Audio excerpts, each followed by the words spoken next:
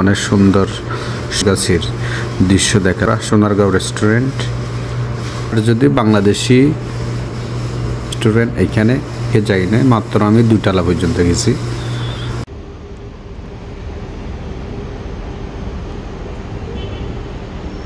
এখন আমি আছি হচ্ছে মদিনা মিউজিয়ামে। ভিতরে কখনো যাওয়া হয় নাই, আজকে আমি প্রথম যাচ্ছি ভিতরে। আপনাদেরকে আমি ভিতরে দৃশ্যগুলো দেখাবো, সবাই চোখ রাখবেন আমার ভিডিওতে। ওকে, এই যে আমি এখন ভিতরে প্রবেশ করলাম। আপনারা দেখতেছেন ভিতরের দৃশ্যগুলো অনেক সুন্দর। এই যে এখানে হচ্ছে বিভিন্ন ধরনের দোকানপাট, অনেক সুন্দর শপিং মল। এখানে কি সুন্দর করে সারিবদ্ধভাবে খেজুর গাছের দৃশ্য দেখা যাচ্ছে।